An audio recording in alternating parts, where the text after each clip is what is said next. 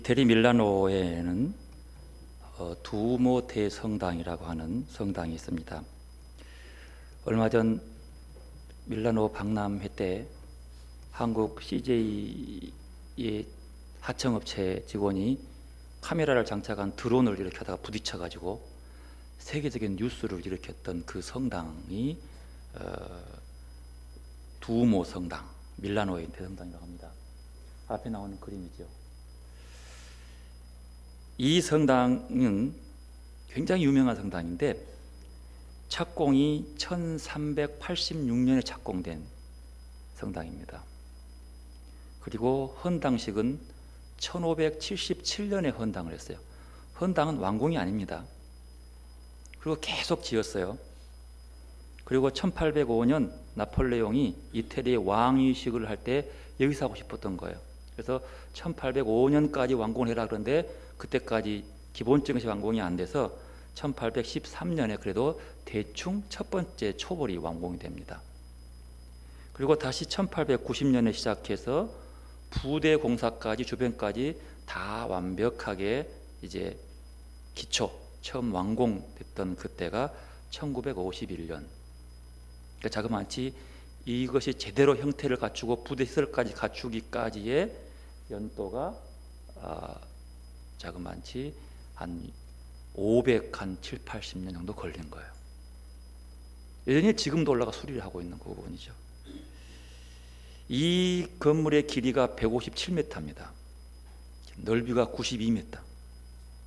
높이는 단층 건물임에도 불구하고 약 109m 정도 되는 높이죠. 그리고 저 밖에, 이건 아닌데요. 밖에 보면 뾰족뾰족 써 있는 첨탑들이 135개가 있고, 더 재미있는 그 벽 둘레로 대리석으로 만든 여러 가지 조각상들이 3150여 개 있어요. 그러면 그 조각상들은 모두가 다 성경을 얘기하고 신앙적인 것들을 통해서 그 조각상들을 통해서 우리들의 신앙 고백과 신앙을 키워갈 수 있도록 쭉 써놓은 것들로 되어 있답니다.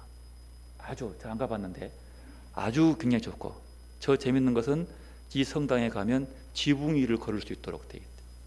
올라가서 지붕 위로 올라가서 지붕 위를 돌면서 밀라노 시내를 관측할 수 있도록 되어 있는 그런 대성당이라고 합니다.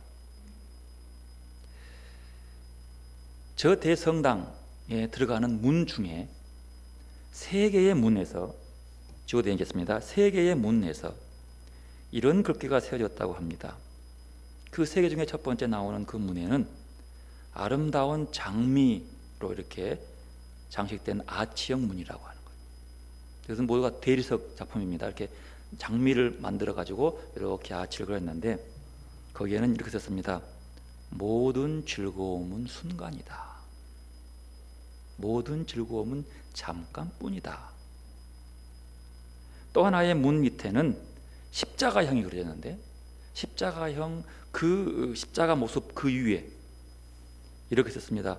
모든 고통도 잠깐이다.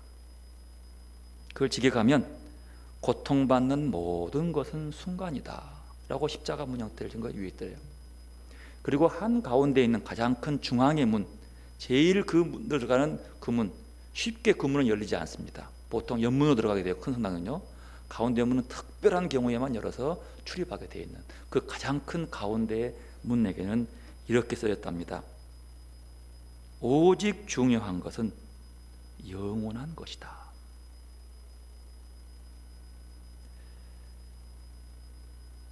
인생의 모든 즐거움이나 고통은 다 잠깐이고 긴 인생처럼 보이지만 순식간에 지나가고 만다는 뜻이죠. 인간은 영생을 추구하기 때문에 아무리 세상의 부귀영화를 누려도 그 속에 참된 평안과 기쁨을 누리기가 어렵습니다. 그래서 인간은 영혼을 준비하는 삶이 가장 중요한 삶이라고 하는 거죠. 이 화려하고 아름다운 성당에 예배하러 나온 여러분, 이렇게 말하죠. 여러분 이곳에 뭐하러 오냐는 거예요. 이곳에 나와서 여러분이 추구해야 할 것이 뭐냐고 하고 물어보는 거예요. 600년 가까이 건물을 지었던 그 역사냐, 화려한 대리석의 그 조각상이냐, 아니면 그 웅장함의 음악 앞에 나를 침몰시키는 거냐? 아니면 이 땅에서 부귀영화와 문제를 풀러오는 거냐? 아니라고. 영원한 삶을 바라보고 오는 것이라고. 기독교의 신앙은 영혼의 가치를 추구하는 신앙입니다. 그래서 예수 그리스도의 복음은 우리를 영원한 생명으로 초대하고 있다는 사실을 우리는 알고 있습니다. 예수님 시대에 유대 공동체에 민감한 사안이 있었습니다. 늘 그들이 묻는 질문이 있었어요. 그 중심의 사항이 하나님의 임재라고 하는 거예요. 하나님의 임재, 하나님의 현존, 하나님이 함께하는 자리에 대해서 늘 고민했습니다. 그리고 이것에 대해서 그들은 두 가지의 물음을 늘 물었다고 합니다. 하나님이 어디 계시는가? 우리가 믿는 야훼 하나님이 어디 계시는가? 그 하나님이 임재한 곳이 어딘가? 그들은 이렇게 대답하죠. 성전이다. 성전에 뭐가 있길래요?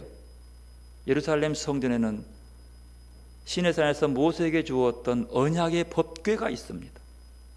언약의 법궤. 그 속에 약속의 상징이 들어있고 가장 중요한 율법의 십계명이 들어있는 그곳이 하나님의 임재. 출애굽의 과정 속에 40년 기간 동안 하나님이 임한 자는 법궤였습니다.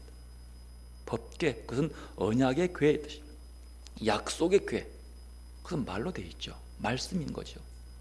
바로 거기에 하나님이 계시다고 하는 거죠. 그리고 두 번째 물음입니다. 하나님과 함께 있는 자들은 과연 누구냐? 대단히 중요한 질문.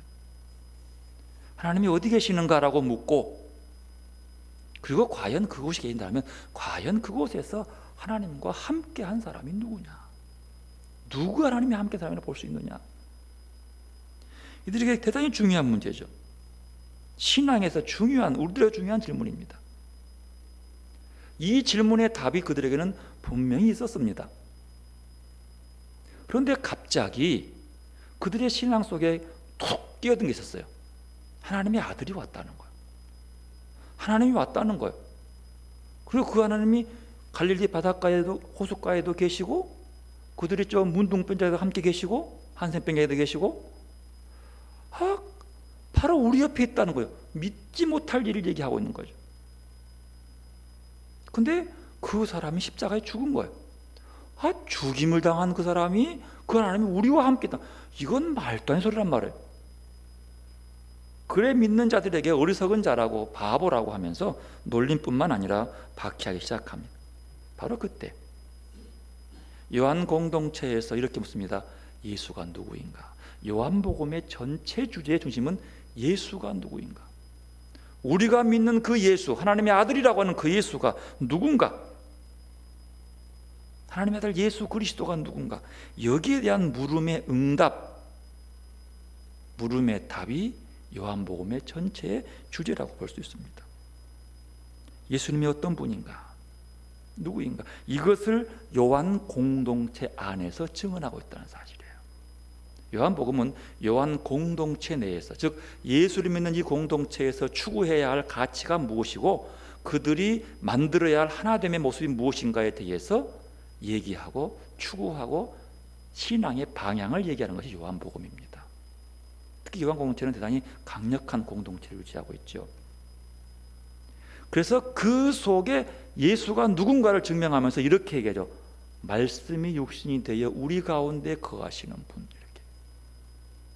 이렇게 말씀이 육신이 되어 우리 가운데, 요한 공동체 안에 거한다. 저는 이 말씀을 상당히 많이 묵상했어요.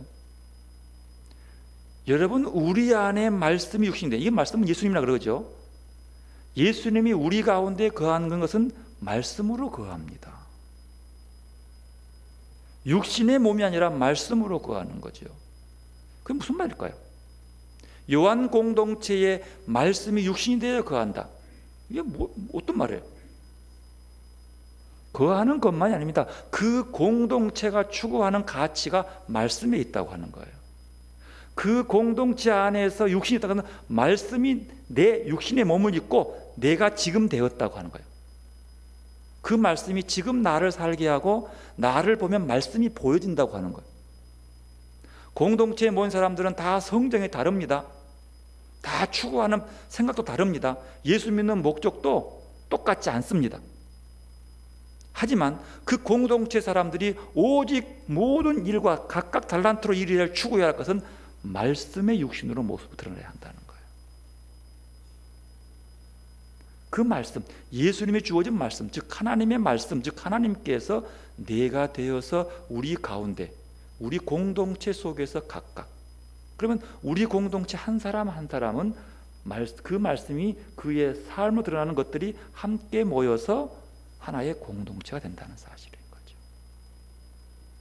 그러면서 그들의 추구하는 것들을 함께 얘기합니다. 오늘 요한복음 6장도 역시 그 문제 하나를 설명하고 있어요. 요한복음 6장은 오늘 본문만 뚝 띄어서 보기는 상당히 어렵습니다. 오늘 본문이 나오고 이 말씀을 이해시키기 위해서 요한복음 6장 1절부터 보면 그 유명한 오병이어의 사건이 발생하죠. 오병이어 사건으로 5,000명이 넘는, 장정만 5,000명이 넘는 사람을 배불리 먹고 12광주가 남았습니다. 근데 놀랍게도 예수님께서 오병의 기적을 일으키신 그 목적은 육신의 배를 부르기 위한 것이 아니었다고 하는 거죠. 그 이유는 다름이 아니라 영원히 목마르지 아니하고 영원히 배고프지 아니하는 영생의 빵, 영생의 떡을 먹을 거리를 말씀하기 위한 조건으로 육신의 배부름을 주었다고 하는 거죠. 그러면 오병이어의 목적은 그 한 끼를 때워서 배부른 것에 있지 않다는 거예요. 영혼을 얘기하는 거죠. 훨씬 더 중요한 문제, 그리고 그보다 더 어려운 문제를 얘기합니다. 하는 말이 내가 십자가에 죽을 것이다. 갑자기 그래요. 그러면서 하는 뭐라 하냐면 너희들이 내 살과 내 살을 먹고 내 피를 마시지 않으면 영원히 살 수 없을 것이다. 이렇게 얘기하는 거예요. 너무 헷갈린 거죠.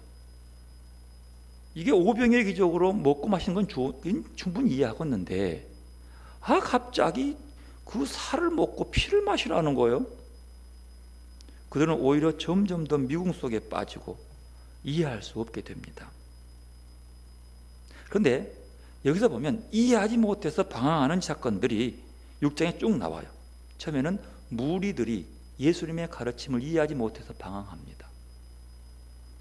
그리고 더 나아가서 유대인들은 오히려 반항을 하면서 그 말을 이해 못할 뿐만 아니라 이럴 수가 있냐고 펄펄 뛰면서 이게 막 예수를 죽이려고 공격합니다. 더 나아가 바리새인과 서기관들은 더 이해를 못합니다. 그런데 중요한 것은 오늘 본문 60절 이하에 보면은요, 예수님의 제자들이 그 말을 이해를 못하는 거예요. 제자들이 이해를 못합니다. 여러분, 유대인들이나 무리들이 이해 못하는 것은 이해가 돼요. 그러나 예수님과 함께 동고동락에 했던 제자들까지도 그 말을 도무지 이해해서 어렵다고 얘기합니다. 그런데 그거 보십시오. 얼마만큼 못하는지 61절을 보면 이렇습니다. 예수께서 스스로 이 말씀에 대하여 수군거린 줄 아시고, 수군거려요. 그래서 이 말이 걸림이 되느냐라고 묻습니다. 수군거리기 시작합니다. 이게 뭐야 이게? 참 이상한 말 하네. 수군거림. 그뿐입니까? 64절 보십시오. 너희 중에 믿지 아니하는 자들이 있느니라. 그 말을 믿지 않는 자들이 있습니다. 누구 중에? 제자들 중에 말입니다. 주님의 말씀을 믿지 못하는 거죠. 그리고 그 중에 급기야 주님 압니다. 예수를 팔 자가 나올 것이라는 것까지도 압니다.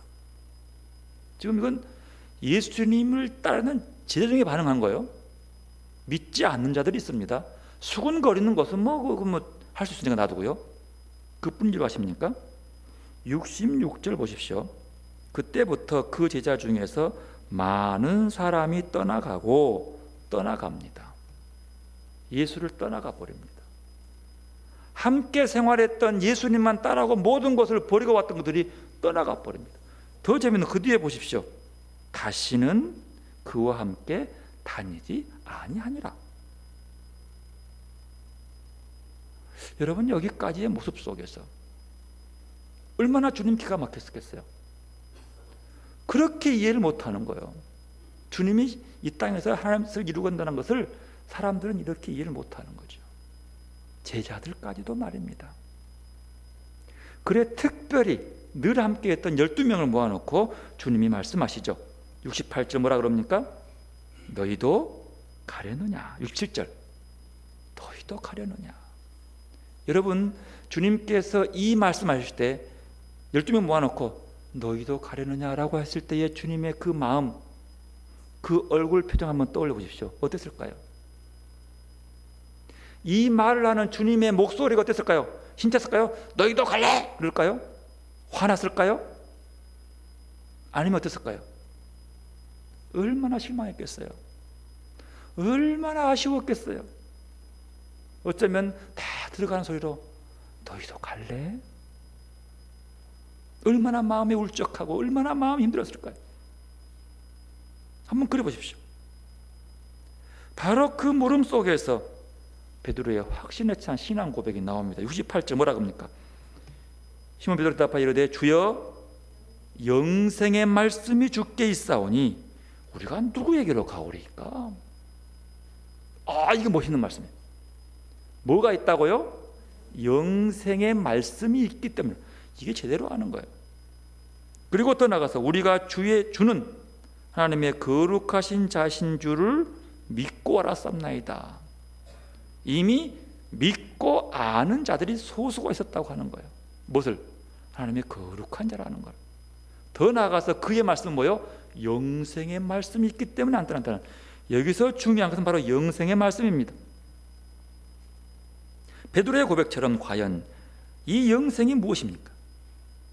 영생의 말씀이 뭐고 어떤 생명을 영생이라는 것일까요?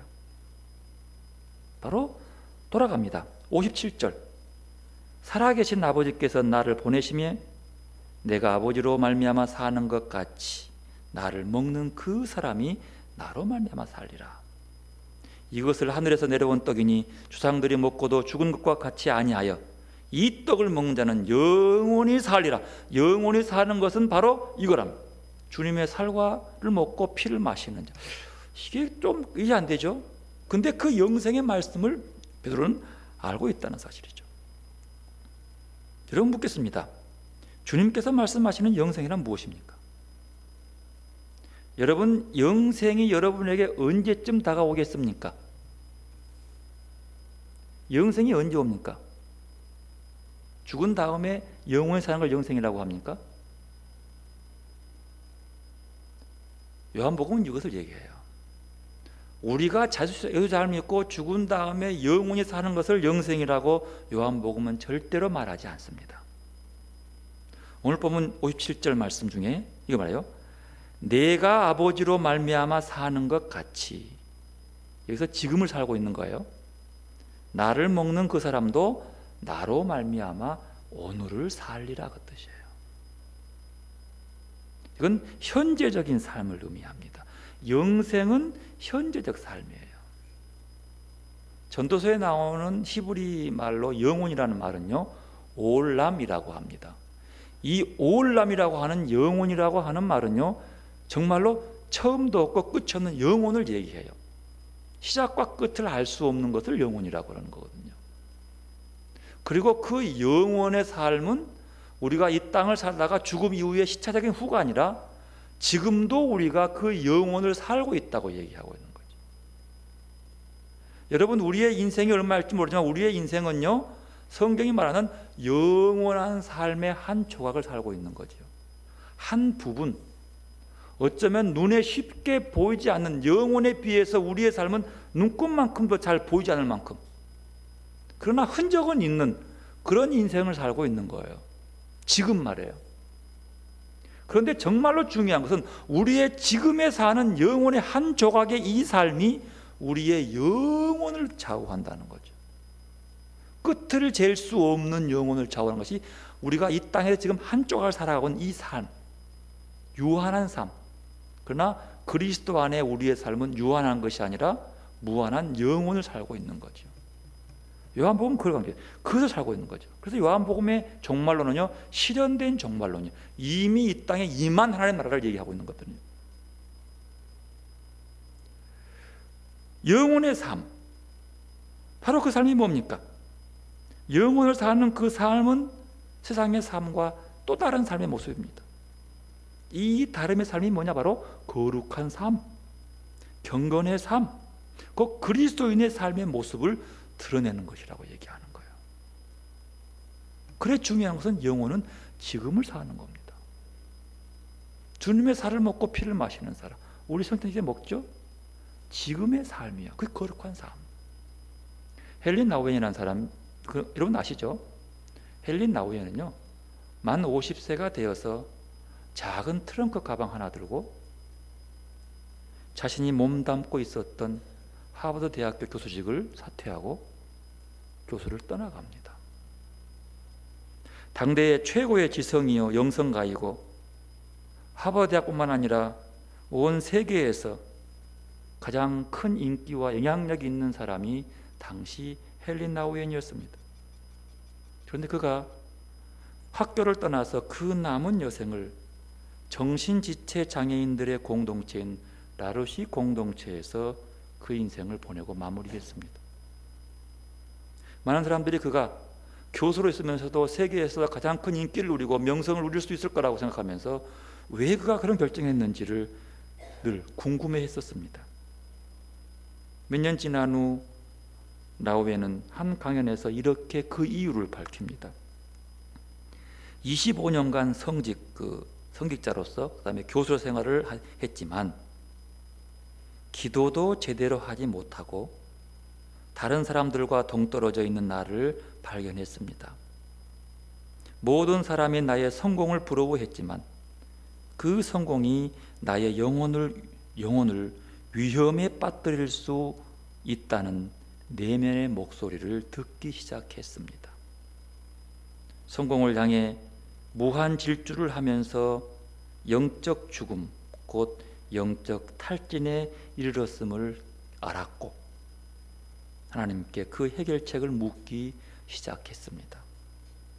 그리고 그런 와중에 하나님은 라르시 공동체의 설립자를 통해 내게 해답을 전해 주었습니다. 마음이 가난한 자들 가운데 가서 그들과 함께 살아라. 그러면 그들이 내 심령을 치유할 것이다. 나우엔의 이 강연 중에서 우리가 귀담아 들어야 할 부분이 있습니다. 세상적 성공을 향해서 무한 질주하면서 그가 영적으로 죽어가는 것을 깨달았다고 하는 사실이에요. 여러분, 이런 사람 즉 쉽지 않습니다. 하나님의 큰 은혜를 입어서 큰 일을 행하고 그 목사가 조그만한 2명을 개척해가지고 수만 명의 교인들을 모아서 대형 1년에 500~600억 원의 결산을 하면서 막 큰 일을 했다고 자랑하는 그런 목사들 속에서 자기들의 영적으로 죽어가던 사실을 깨닫지 못하고 세상 자랑으로 모든 것들을 커버하는 자들이 얼마나 많은지 모릅니다. 이건 한국뿐만 아니에요. 미국에도 방송 설교로 수백만 명, 수천만 명이 그 설교를 듣고 감동받은 목사들이 여자 문제로, 돈 문제로 넘어지는 경우가 얼마나 많은지 모릅니다. 한국은 말할 것도 없고요. 우리의 신앙이 이만큼면 됐다. 내가 얼마나 많이 전도했으며 얼마나 많은 일을 했으며 큰 일을 했는지 자랑하면서 그 신앙에 머무는 자들이 참 많습니다. 근데 그들은 절대로 자기 영적이 절대로 죽지 않고 펄펄 살아있다고 믿는 자들이 대부분입니다. 나우엔 같은 이런 최고의 영성, 갈수록 많은 사람들에게 지지를 받고 특별히 영성학자였습니다. 뭐가 부족했겠습니까? 영이 왜 탈진하는데요? 그러나 그는 그것을 깨달았다고 하는 거예요. 우리가 가장 잘 되고 가장 만족스러울 때에 내 영혼을 돌아볼 수 있는 것, 정말로 큰 교훈들이요. 또 하나, 그가 들었던 하나님의 음성에서 우리가 귀담아 들어야 할 부분이 있습니다. 그가 들었던 음성이 뭡니까? 마음이 가난한 자들 가운데 가서 그들과 함께 살아라. 그 말 듣고 그는 순종해 버립니다. 나이 50에 그 좋은 자리를 그만둬요. 그러면 또 들려 말씀입니다. 그러면 그들이 내 심령을 치유할 것이다. 이게 무슨 말씀이에요? 네가 그 영적 힘을 가지고 그 정신지체아들에 가서 그들의 영혼을 치료하고 그들의 영혼을 돌보고 그들을 새롭게 하고 그래라 이렇게 보낸 것이 아니라 그들이 너를 치유할 것이다. 좀 기분 나쁘잖아요. 네가 좀 뭘 해야 되는데, 그래도 영성학 교수인데 말이야. 그것도 하버드 교수인데 그가 누구를 치유한 것이 아니라 그 네가 가서 돌봐야 할 그 사람이 네를 치유할 것이다. 그렇습니다. 나우에는 정말로 그는 라르시 공동체에 들어가 정신지체와 살면서 그 고백입니다. 그 영혼이 치유를 받습니다. 여러분 이해가 되십니까? 그 영혼이 치유를 받습니다. 그리고 그는 고백합니다. 하나님이 그들을 통해서 나를 치유했다고. 내가 그들을 도와주고 대소변 가려주면서 그들에게 영적으로 마음을 치유한 것이 아니라 그들이 나의 영혼을 치유했다고. 그의 나의 영혼을 새롭게 했다고.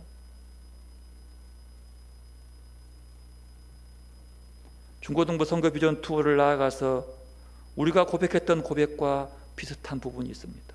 우리가 뭔가 도와주고 그들에게 뭔가 혜택을 주고 싶었지만, 뭔가 그들에게 조금 더 나은 것들을 보여주고 싶었지만, 아니, 하나님께서 그곳에서 더 우리를 위해서 준비하는 은혜가 더 크고, 그들을 통해서 우리 마음이 또 새로워지면서 이전에 나의 부족했던 모습들, 타락했던 모습들을 새롭게 바라보면서 하나님께 무릎 꿇게 했던 것과 조금은 비슷한 부분을 발견합니다.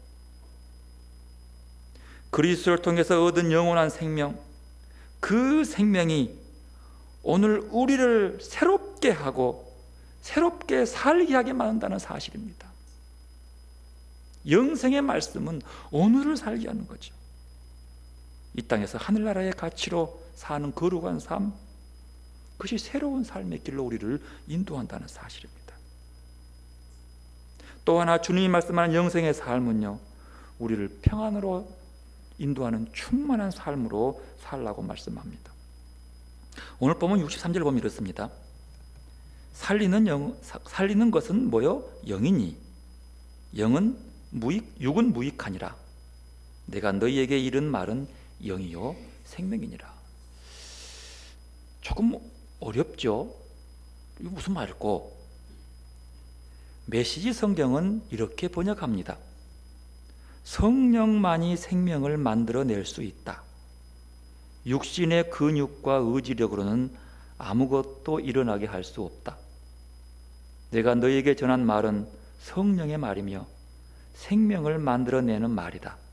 그러나 너희 가운데 이 말에 저항하고 이 말에 관여하지 않으려는 사람들이 있다.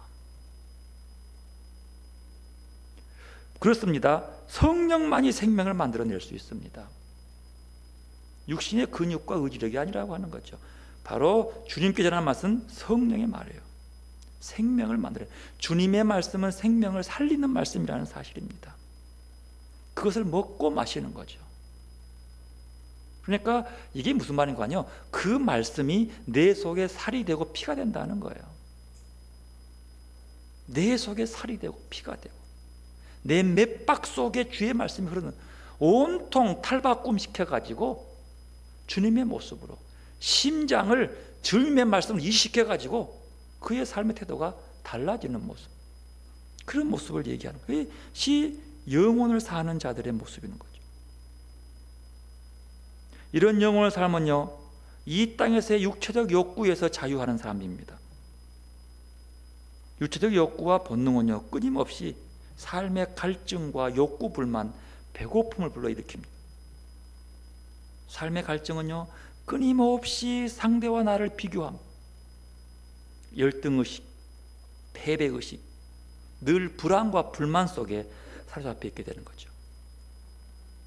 이런 본능적인 욕구, 육의 욕구로부터 자유케 된 내적으로 충만한 삶, 이것이 영생의 말씀이에요.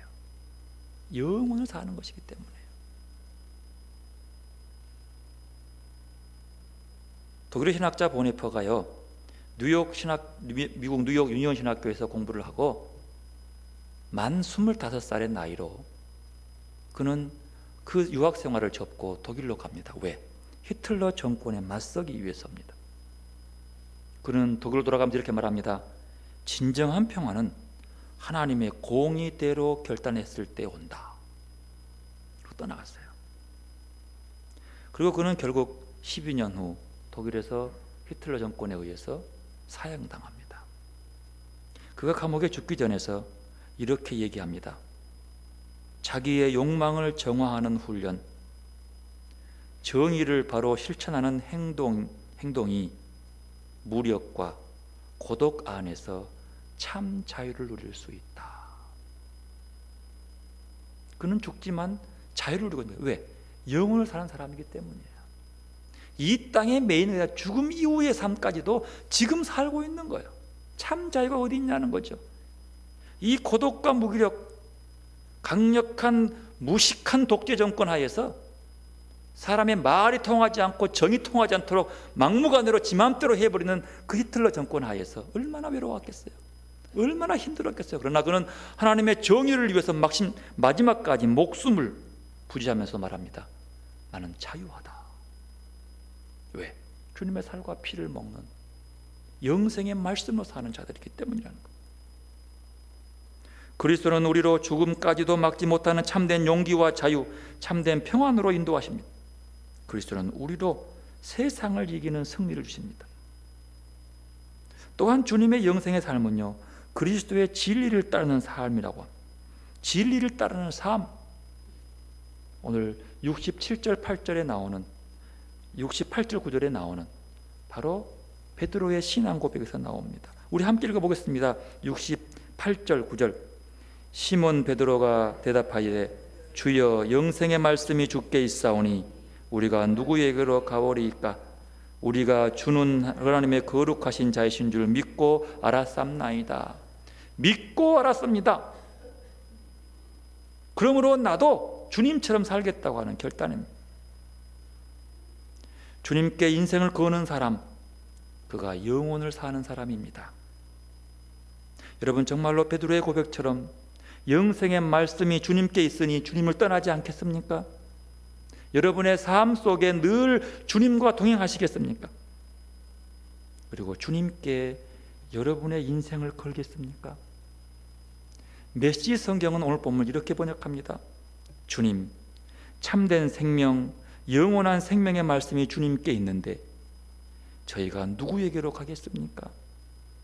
저희는 이미 주님이 하나님의 거룩하신 분임을 확신하며 주님께 인생을 걸겠습니다. 주님께 인생을 거는 사람. 왜? 거기에 참된 생명, 영원한 생명의 말씀이 있기 때문에 지금 그 말씀 안에 내가 영생의 말씀으로 살면서 그것을 내가 거룩함을 믿고 확신하기 때문에 내 인생을 거기에 걸겠다고. 여러분의 인생을 주님의 영원한 말씀에 걸 수 있기를 바랍니다. 이게 신앙의 본질이에요. 이게 오늘날 한국교회와 그리스도인들은 이렇게 신앙의 본질을 추구해야 합니다. 돈으로, 제도로, 정치적 모략으로, 건물로, 모집하는 회집의 숫자로 경건의 모양은 갖추고 있으나 경건의 능력이 사라지지 않았는지를 늘 물어야 됩니다. 모양만 보지 말고 내 속에 정말로 내가 그 본질을 갖고 있는지, 그것들이 우리에게 참된 삶, 영원한 삶을 가져두는 것은 외형적인 것이 아니라는 거죠. 그리스도의 진리의 말씀이 우리로 하여금 세상을 빛으로 인도하고 거룩하게 하는 소금이 되게 합니다. 그럼 여러분, 그리스도의 말씀과 진리의 가르침에 목말라 하시기 바랍니다. 갈망하십시오. 찾으십시오. 말씀이 육신이 되어 우리 가운데 거하시며, 말씀이 육신이 되어 우리 공동체 안에 거하며, 우리 한 사람 한 사람이 그 말씀의 기준으로 그 말씀을 실천하고 그 말씀으로 살고 그 말씀으로 증거하고, 그 공동체 말입니다. 밀라노 대성당의 아름다운 장미 화환으로 있는 문구, 기쁘면 기쁨도 잠깐이고 십자가 문구, 모든 고통하는 것도 순간이고, 그러나 중요한 것은요, 마지막으로 영원한 것을 추구하는 것이라. 오직 가장 중요한 것은 영원한 것을 추구하는 것. 이 땅에 살면서 우리 육신의 것들을 무시할 수 없지만 육신의 일 때문에 영원한 것들을 놓치지 마시기를 바랍니다. 우리의 일상도 일터도 그 무엇보다도 생명의 문제가 달린 신앙생활도 영혼의 본질이신 그리스도의 초대에 순종하는 여러분들이 되시기를 바랍니다. 사도 바울은 오늘을 사는 영원한 생명을 이렇게 말합니다. 그런즉 누구든지 그리스도 안에 있으면 새로운 피조물이라. 이전 것은 지나갔으니 보라 새 것이 되었도다. 그리스도 안에서 새로운 피조물을 입은 자는 영원한 생명을 사는 사람들입니다. 그리스도를 통해 영원한 생명으로 오늘을 사는 진정한 그리스도인, 그리스도를 통해 영원한 생명을 오늘을 사는 것이 기쁨이고 감사이며 은혜이고 행복인 줄로 믿습니다. 오늘 여러분 영원한 생명으로 오늘을 살아가는 행복한 그리스도인들이 되시기를 바랍니다. 기도하겠습니다. 하나님, 우리에게 영원한 생명의 말씀을 주시고 우리가 그 말씀을 먹고 마심으로 그 안에 살게 하시며 이 땅에서 오늘도 영혼의 말씀으로 기뻐하며 감사하며 추구하며 살게 하시오니 감사합니다. 우리의 삶이 이 땅에 매여서 순간의 기쁨으로 만족하지 않게 하시고 순간의 고통으로 어려워하지 않게 하시고 영원한 주님과 함께 있는 영혼의 영생의 말씀으로 이 하루를 기쁘게 살게 하여 주옵소서. 주의 말씀이 우리 가운데 거해서 우리도 그 말씀의 모든 것들을 이루며 맡기며 헌신하며 살게 하여 주옵소서. 예수님의 이름으로 기도드리옵나이다. 아멘.